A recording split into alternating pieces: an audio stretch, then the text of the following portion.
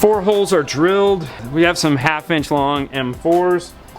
Test thread them into place.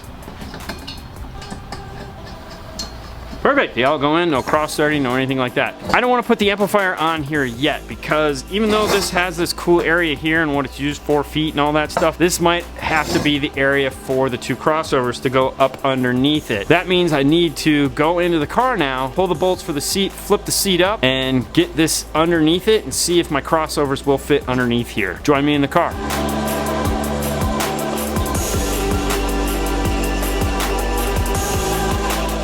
Pull the seat bolts out. Jeep uses a Torx to get those out, and they're a monster. So if you have to use a regular ratchet, pack a lunch, you're gonna be there twisting for a while. We use the Milwaukee Impact to get them out way easier. The bracket sits up underneath the seat just like this, slides in from the back side. The wiring is going to just go right into this area here, which is perfect. It's a great fit. That's why I love this combination. Here is our crossovers though. These things are big. What they'll do is they will fit up underneath just like this. We'll be able to attach them to the back side of this, and the wiring will just run out because there is a gap here across the front to make that happen. That means I need to take these back over to the bench and make some holes and mount those in. The bracket upside down, we need the wires to go this way, center them up. We'll do the same thing we did when mounting the amplifier. We'll scratch in where we need the holes to be.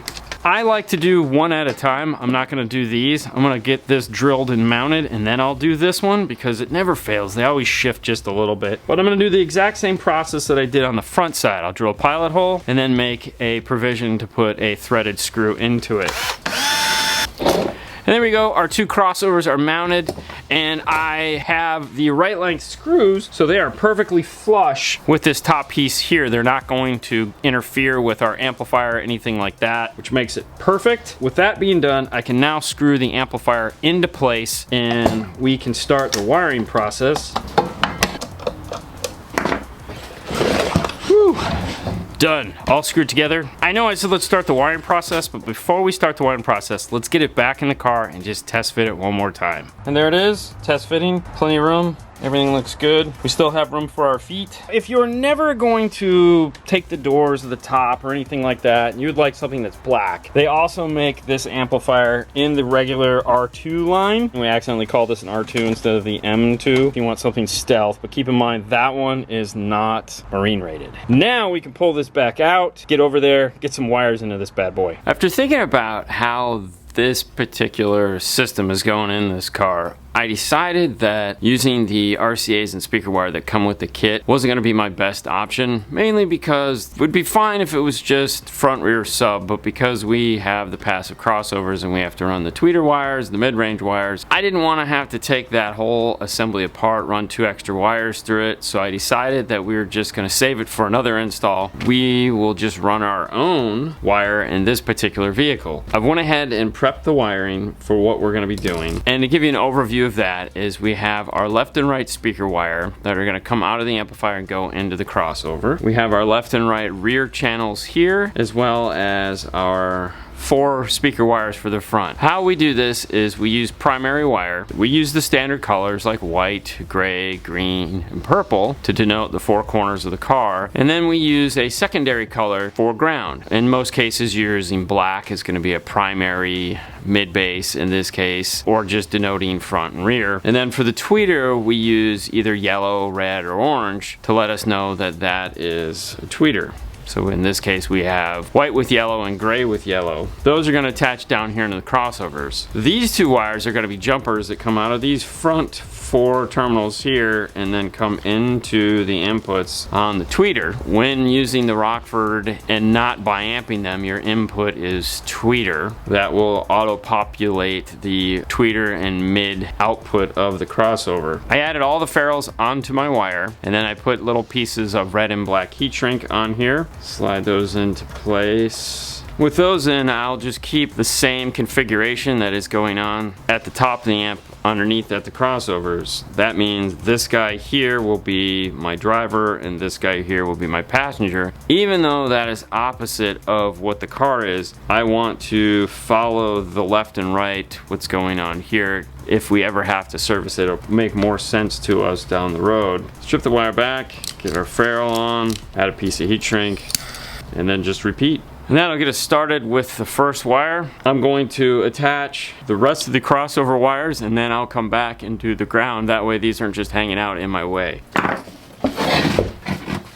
Wires are in, zip tied up into place. I also added in the remote turn on, and then I tested tape the bundle up. This is gonna go up into the dash. One of the things I always forget when doing an amplifier, I don't know why, is the bass knob. While I'm thinking about it, I'm going to just add that into place. The next 3 pieces that need to be installed in this are the subwoofer wire and the power and ground. We are gonna be using the subwoofer wire that came in the kit. It's long enough to do what we need it to do. It does not come with the ferrules installed on the end. You do have to install those if you're gonna be using them. Next is the ground, which we already got ready earlier. Then the power. All the wires are just going to be coming forward on this. There's the air conditioner that sits here, and then there's in front of that is the structural railing, and there's a gap in the carpet where the factory wiring runs. These wires are going to come forward, and then they're going to go left or right. Power wire is going to go towards the door. There is a factory ground point located right over here next to the amplifier. We'll be using that, so this ground wire is just going to loop up into place and then go to the factory ground. The signal is going to go this way. Base knob is going to go that way. The sub wire is going to go towards the door. And then the last thing to go in place is going to be the RCAs, which are also going to go this way along with the speaker wire. For that, we're just going to be running 3 pairs of 6-foot RCAs, which I'm going to get prepped up and plugged into place right now. To prep the RCAs, we have multicolored heat shrink, gray, white, green, and purple. And we add those to the ends of the RCAs so that we know what channel is going to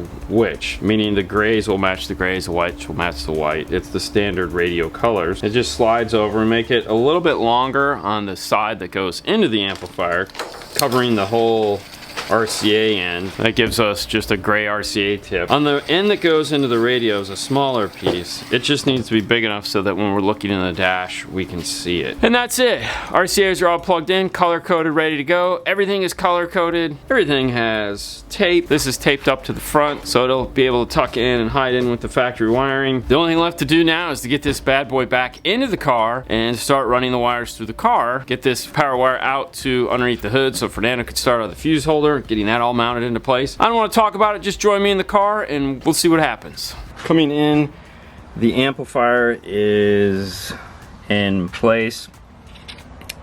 I know I kind of fast forward ahead on that. This is that area I was talking about where there's a tunnel for wiring. The factory wiring runs over here. The metal stops like right here. So there's a ton of room for that. And then there's running boards over the side there. So there's plenty of room to run wire along this sill here. There's the ground wire and the speaker wire. There's the factory ground point right there. The wire just loops up, goes right in, piece of cake. Speaker wires run up this way. There is a second area here that has this big air conditioner vent. The RCAs and the bass knob run along that, and then they all come up into the dash. Here are my RCAs, all taped up, so they'll be incognito. You won't notice them because, as you can see, everything else in this dash is covered in tape except for this, which is the GPS tracker, which, let's be honest, yep, easy to see.